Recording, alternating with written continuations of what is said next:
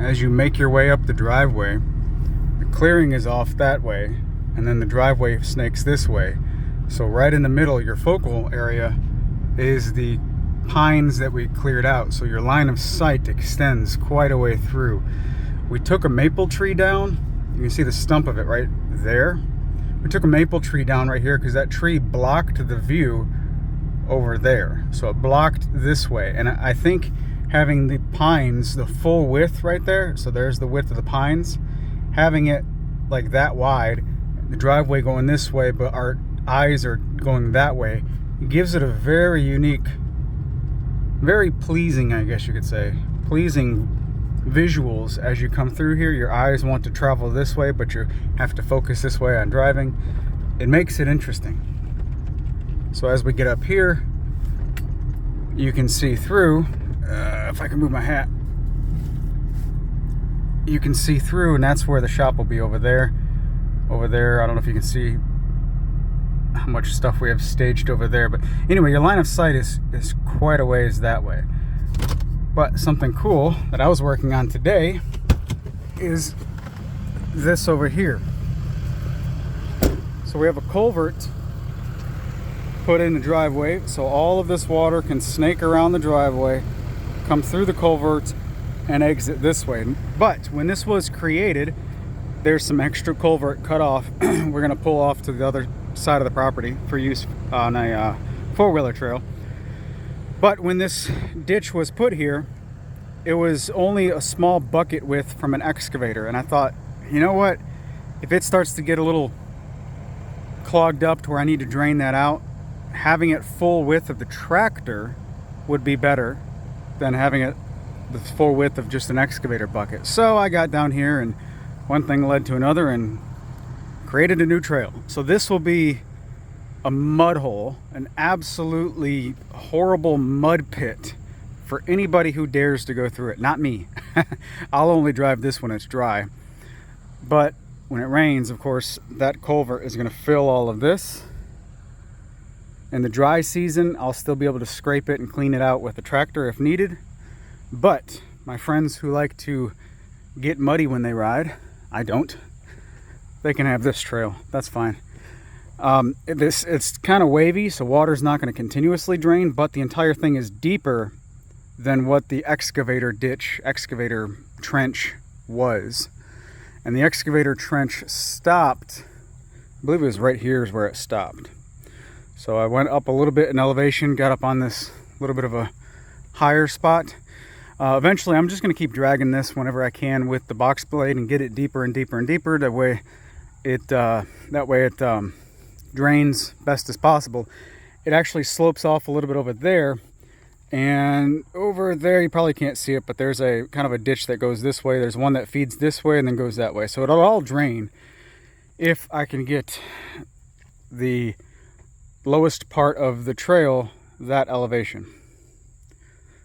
But it snakes back here. Thought that was a bird just sitting there, little stump. The box blade and the tractor is a fantastic trail making implement. The piranha bar on the bucket paired with the box blade, that is a trail making setup. But I thought, you know what, this looks familiar. It's got to poke out on that first trail, and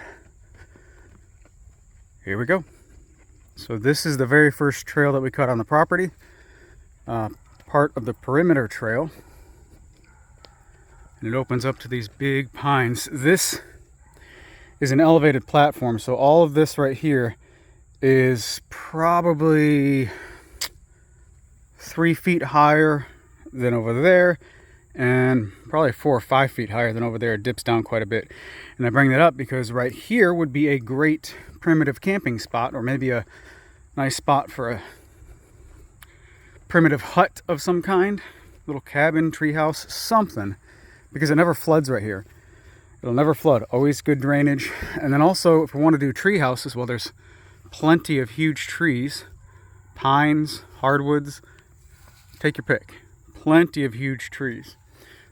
All of that lighter stuff over there, grass, that's somebody else's pasture. There's horses right there. There's pasture that covers the entire perimeter on this side of the property, and then there's a house way down there. So sitting here, we can see their horses every now and then. Pretty cool. Our daughter likes to run up to the fence and talk to the horses. They don't talk back, but she talks to them. But yeah, completely unexpected task checked off the list today. I've been wanting to widen that drainage ditch for a little while now, but never really got around to it. And then I was cleaning out the ditch on the driveway, and I'm like, you know what, I'm right here. Let's go have some fun. And have fun I did. This hardwood right here looks like a good candidate for a tree or a giant slingshot. Yep, giant slingshot. We can play Angry Birds over here. It's really fun seeing all these weird trees out here that grow in different ways. This one, I don't know why, but grew this way and then up. That seems like a lot of weight off to the side of the stump.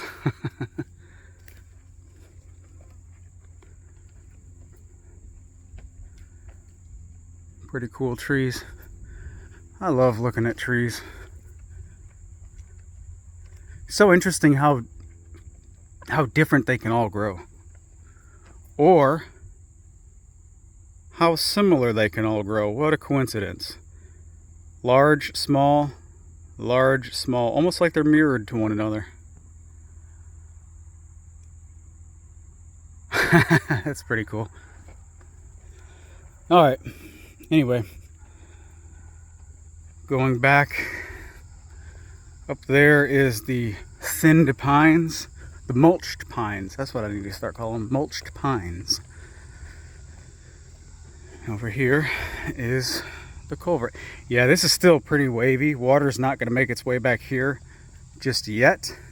But if I keep digging down on the high spot, we'll keep getting water away from it. And that's the goal, because I think we have to put this culvert just a little bit lower. Just, 6 inches lower, and I think the other side will drain better. It drains fine, but I want it to drain just a little bit better. I love that view.